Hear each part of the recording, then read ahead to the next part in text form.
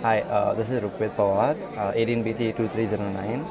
This is digital assignment 2 for my IIP class. So we have to do a SWOT analysis, and I chose to do a SWOT analysis on social media. First, SWOT analysis being the SWOT, where S stands for strength, W for weakness, O for opportunities, and T for threats. So basically, I'll be talking about the strength of social media. So the strength of social media would be getting the huge market reach infiltration. We can contact people from various parts of the world, not only for the basis of corporate or social issues. We can also do it on the basis of needs and funds. Mainly being, for example, we have the Australia bushfires, and for the donations and for everything related to that, we had the social media's help, especially like Instagram, Twitter, Facebook, all of that. So, first of all, it's free, especially platforms like Instagram, Snapchat, Facebook, Twitter, even LinkedIn, where it helps us for finding jobs. Then we have it's continuous, it's accessible by all, and it's free for all, and it takes very less time to be used. The thing is, when you use a social media platform, you will have ton of attention, especially on the matters that are important the most. It is, first of all, it's 100% social. People from all over the world will help. People will talk to each other. That's how connections are made. Imagining you post a tweet on Twitter, which is the number one contender for Facebook. Tweets will be either retweeted or liked, and it goes in that itself. And people all over the world will be sharing that. And that's how social media strengths are. So now we'll be talking about the weaknesses of social media. First and foremost, being like it is very extreme, and to persuade a supervisory crew, basically people who know what to post, when to post, how to post, and they're extremely like costly to get and expensive for most people who are middle class family. Then the second thing would be a great deal of why bother. Now, why bother would be basically like people who want to be relevant to something, but they wouldn't go to it. Not everyone is connected to social media, and not everyone would also want to be connected to social media.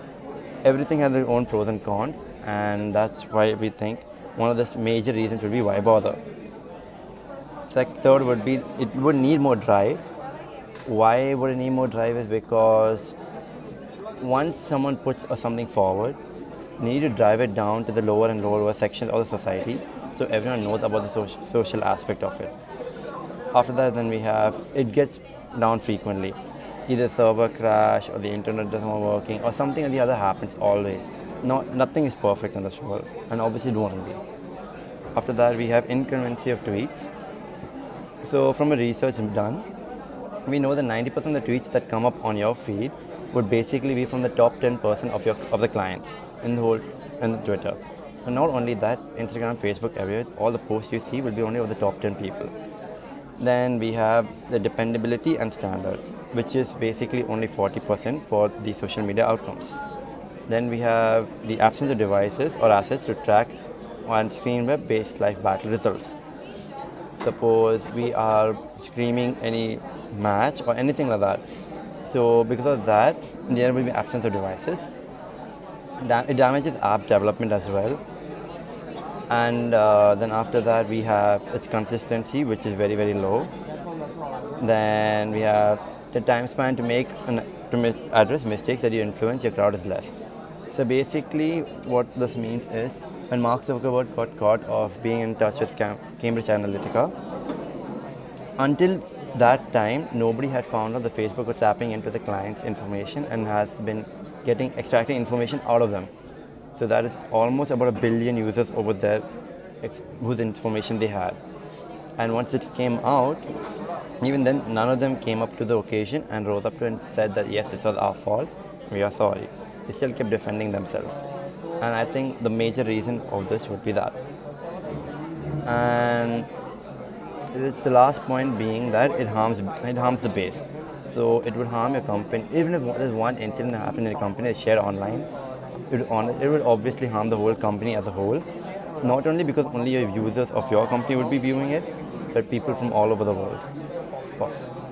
So now we'll be talking about the opportunities of social media. Main being how extraordinary of a platform social media is, because it opens doors for people and associations, for association to the interface and trade data. People can exchange information of any sort. They can trade. They can do anything they want. Second being that it brings undiscovered or understudies to the general population. Like we have data mining, we know about the cyber security, everything like that comes out of social media itself.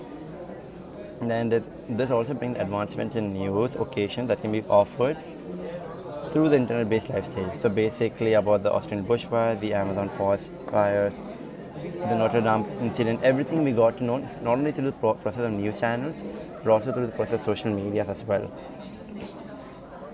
Then we have, this can also bring associations, suppose like governmental, schools, universities, corporates, everything together just through the platform of social media. It goes into infiltration into another land socially showcased rapidly. It brings the availability of employment of new individuals and new understudies to develop. It enables us to assemble short and long haul associations with possibilities. It also becomes the biggest platform for advertisement. Pause. So social media would also become the brand face of advertisement. It can, the first thing is it adapts the brand and makes the enrollment procedure progressively close to home. So no matter what brand it is, it feels like you're connected to the brand. Nextly, we have Twitter could become the new open face to the world. Once, like I said before itself, once we share a tweet, it will be open to everyone around the world. The fact being that only 10% of them will be viewed, but other than that, you can still see the tweets shared by your friend, your family members, your relatives, acquaintances, everyone.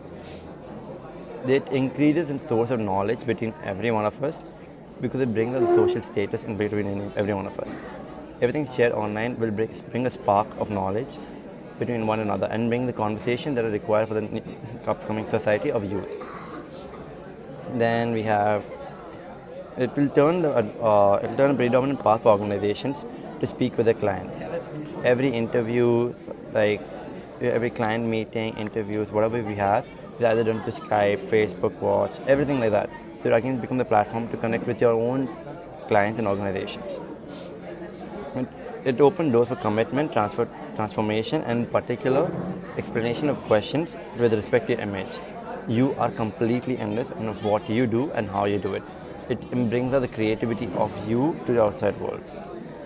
Then it helps you in building up a crowd that will know how to support itself and support others as well. Not only based upon how others are doing it, but how you want to do it. Then it helps in bringing the ability of potential outcomes towards your way more easier. And last but not least, it helps in contacting certain gatherings that customary media wouldn't allow, such as, because since social media is for everybody, it will come across times where individuals will never know, however, will not know how to act with a customer. But this opens ways to building new connections, and that's what social media should be about. So now the threats of social media. First being foremost, will the economy will influence your client base? Depending on how high or low it goes, will it stop your clients from coming to you? Second, content. If there's another contender, supposing I have a social media of my own, a whole platform, someone else with either the same crowd or the same way you're running it, will that affect your business? Is the present curse stoppable, and would it be able to proceed? Then there are disrupts between the general flow of accomplishment and disappointment between the people because of social media. People, like some people who are extraordinary, who love to share the stuff. It might be the smallest meals they have, the book they read, while there might be opposites to them. Not everyone will have the same taste of it, and there will obviously be the recursion to it. Then we all know about humiliating anecdotes and about oversharing and all that about on social media. Even the greatest of models and everyone has faced it. Then we have, if it got an excess of attention in a brief time frame, it may also get worn out. Like about Twitter. Though Twitter used to be the number one, now Twitter is dying. It can also get nasty. It can get into pornographic malicious as well. Then it doesn't have a strong income model. But later on, if they do that, then it might bring the company to a low. Like suppose you have a paid Twitter stream or something, which it will hurt the brand picture. Then suppose you're having other long range information of communication, like you have MySpace, tagged friend, or Identica, or something like that. It may develop and take place of the overall industry. Then securing a greater player like Google may delusion early adopters of how WhatsApp was being like bought by another company or Facebook. It removed the brand of WhatsApp of what it stood for. And lastly, or not the least, promotion on the localists. Thank you. So that was my SWOT analysis. Thank you.